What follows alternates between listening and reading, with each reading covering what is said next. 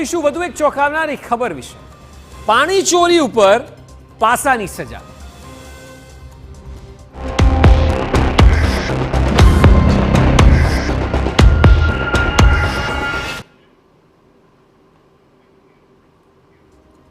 તમે ક્યારે પાણી ચોરી બદલ સજા થતી સાંભળી છે? કોઈએ પાણી ચોરી કરી હોય અને પાસા સુધી થઈ હોય? આપને થશે કે આવું કઈ રીતે શક્ય છે? આપણે જણાવી દઈએ કે પાણી ચોરી કરતા એક બે નહીં પરંતુ 300 ખેડૂતો સામે કેસ થયા અને સાથે જ એક ખેડૂતને તો પાસા પણ કરી દેવામાં આવી। કદાચ આ ઇતિહાસનો પ્રથમ કિસ્સો હશે કે ખેતી કરવા માટે પાણી ચોર્યું અને પાસા થઈ ગયું।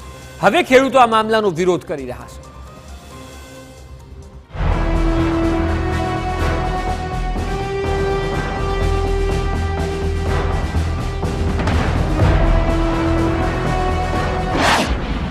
પાણી ચોર ખેડૂતો પર કાર્યવાહી।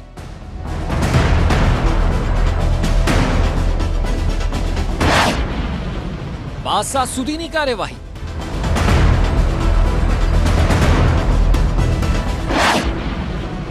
ખેડૂતોમાં વ્યાપ્યો રોષ।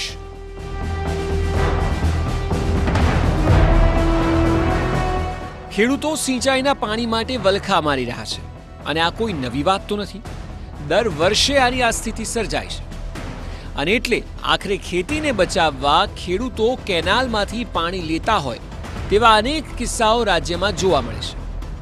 વાત જો સુરેન્દ્રનગર જિલ્લાની જ કરીએ તો અહીં ખેડૂતો મોટી માત્રામાં પાણી કેનાલથી સીધું લઈ લે છે અને ખેતી કરે છે।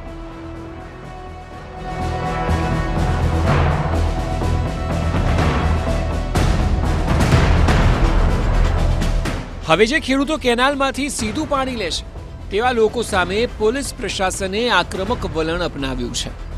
આપને જાણીને નવાઈ લાગશે પરંતુ પોલીસે 300 ખેડૂતો વિરુદ્ધ પાણી ચોરીના કેસ નોંધ્યા છે। જી હા, 300 સામે પાણી ચોરીના કેસ। અન્ય ખેડૂતોનું કહેવું છે કે આ ખોટું છે।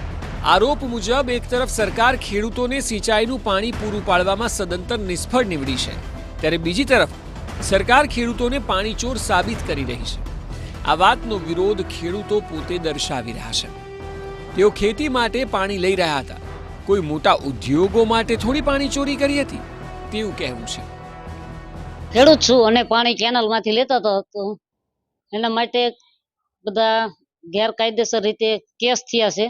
એના માટે ખેડૂત વધારે પરેશાન છે તો એનો કંઈક ઉકેલ આવવો પડે।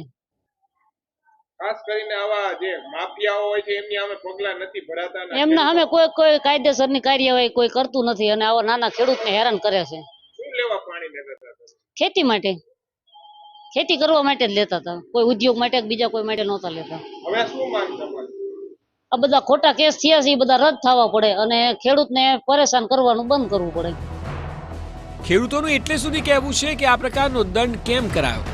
2 લાખ રૂપિયાથી લઈને 98 લાખ રૂપિયા સુધીનો દંડ। અમુકની તો જમીનોની કિંમત કરતા વધુ દંડ છે। દંડ 2 લાખથી ખેડૂતોને 98 લાખ સુધીના દંડ આ પાણી ચોરી બાબતમાં આવ્યા છે। એમાં અનેક નિર્દોષ ખેડૂતો પણ નો સમાવેશ છે। અમારે મૂળી તાલુકાના ગડાદના ખેડૂતો આ બાબતે હાઈકોર્ટમાં પણ અમે દુવાર ખખડાવ્યા છે અને હાઈકોર્ટમાં ખેડૂતો પહોંચ્યા છે પરંતુ જે અત્યારે આજે પાસાની કામગીરી થઈ રહી છે એ ખેડૂતો ઉપર સદંતર ગેરવ્યાજબી છે અને આ જે પાસાની જે કાર્યવાહી થાય છે એ કાર્યવાહી ખેડૂતો માટે આ કીડીના કોષનો ડામ ખેડૂતો ખમી શકે નહીં। અત્યારે આ જે દંડ આપવામાં આવ્યો છે એમાં ખેડૂતો પોતાની જમીન વેચે ને તો પણ દંડ ન ભરાય એવડા મોટા દંડ આપવામાં આવ્યા છે। ભલે ગુજરાતમાં વિકાસની હરણફાળની વાતો થતી હોય પરંતુ આજે પણ ગુજરાતના ખેડૂતો સિંચાઈના પાણી માટે ટળવળી રહ્યા છે અને એટલે જ તો પાણી ચોરવાની નોબત આવે છે। આજે સ્થિતિ એવી છે કે ખેતી કરવી પણ મોંઘી બની છે કારણ કે મોંઘું ખાતર, જંતુનાશક દવા ઉપરાંત બિયારણ પણ નહીં, ખેત મજૂરી પણ ગરીબ ખેડૂતોને પોસાય તેમ નથી। ત્યારે પાસા સુધીની કાર્યવાહી થતાં હવે ખેડૂતો વિફરે તે સ્વાભાવિક છે। તેઓ આવનારા સમયમાં મહારેલીનું આયોજન પણ કરી રહ્યા છે। કે ગત 7 તારીખે મૂળી તાલુકાના ગૌતમઘાટ ગામના એક ખેડૂતને પાસા એક્ટ મુજબ કાર્યવાહી કરી અને જેલમાં ધકેલી દેવામાં આવ્યા છે। એનો ગુનો એ હતો કે ખેડૂતે પોતાનો પાક બચાવવા માટે પાણી લીધું હતું. કદાચ માનો કે ખેડૂત નિર્દોષ નથી અને પાણી ચોરી કરી છે, તો પાણી ચોરી પોતાનો પાક બચાવવા ખેડૂતે કરી હતી. ખરેખર સરકારની જવાબદારી બને છે કે સિંચાઈનું પાણી પહોંચાડવું.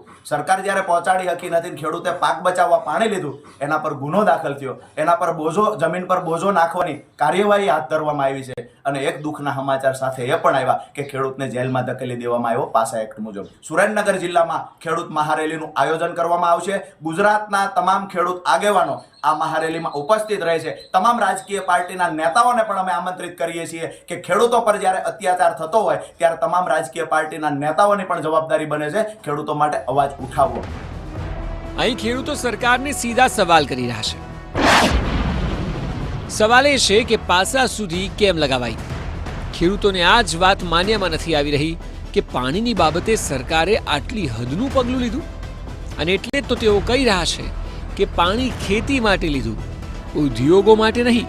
ઉદ્યોગો હોય તો તેઓ ગુનેગાર, પરંતુ સરકાર પાણી નથી આપી શકી એટલે તેઓએ પાણી ચોરવાનું વિચારવું પડ્યું. અને એટલે જ સવાલ એ છે કે કેમ તેઓને ટાર્ગેટ કરાયા? આ સવાલો ખેડૂતો પૂછી રહ્યા છે. કદાચ આ પહેલીવારની ઘટના હશે કે ખેડૂતોને પાસા સુધી થઈ ગયો. આ મામલો જો આગામી સમયમાં થાળે નહીં પડ્યો તો સરકારના પડકારો પણ વધારી શકે છે. સાજિદ બેલીમ, TV9, સુરેન્દ્રનગર.